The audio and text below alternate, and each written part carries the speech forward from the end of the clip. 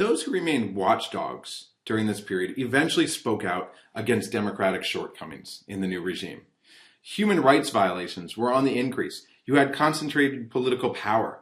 You had partiality in the courtroom, clampdowns on the press, poor conditions in the jails. These actors, though, were soon frustrated as it became clear that the democratic deficits they raised showed no signs of remedy. Their friends, their ex-colleagues who were in the state were ignoring them, and they were personally shocked that old freedom fighters in their new state institutions actually favored the sorts of policies that they had once cried out against under the old regime.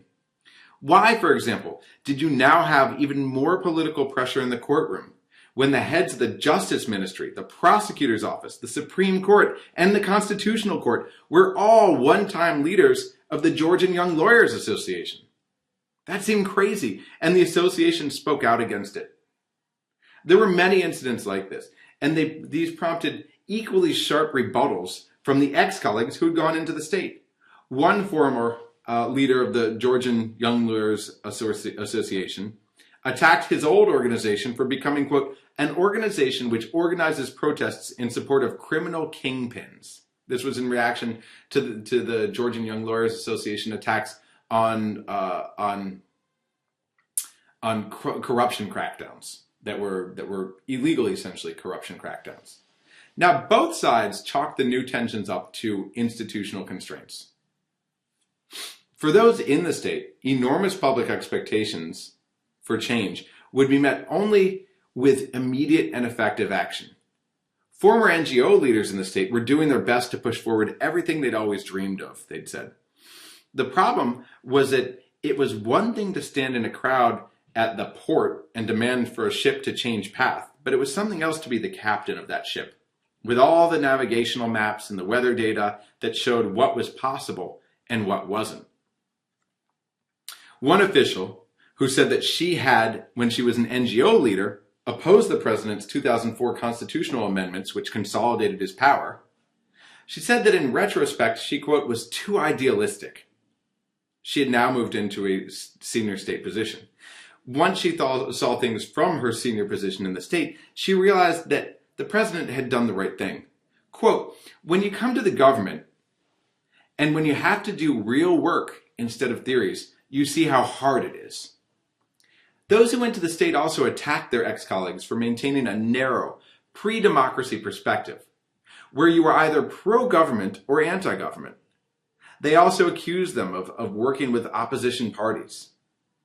Those in the NGO sphere said that it was the people who'd gone to the state who had adopted, quote, a very us or them attitude. In other words, with us or against us. And they said that their old personal relationships made it even harder to work with one another.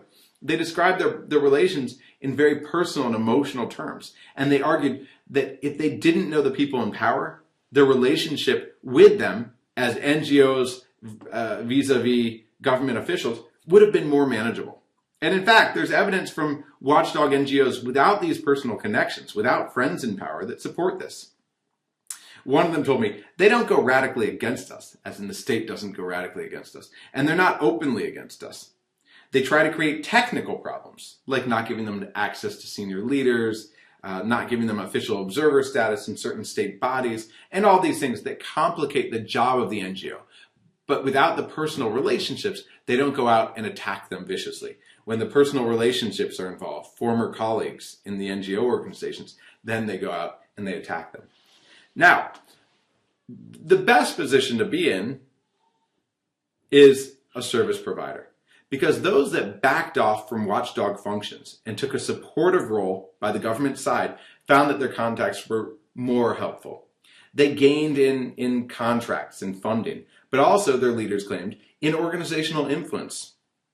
Quote, you have levers to go to the government, knock on that door, use your personal relations to say, hey guys, this is not good, and this is what's better, one organization head told me. But they also readily admitted that they had to back off from public watchdog functions that they once performed.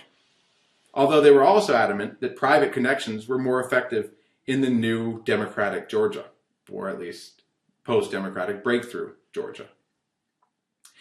The attitude among those in service organizations is that they're doing the best thing possible to gain change from the state. Another quote, there are many things I disagree with, one NGO leader told me.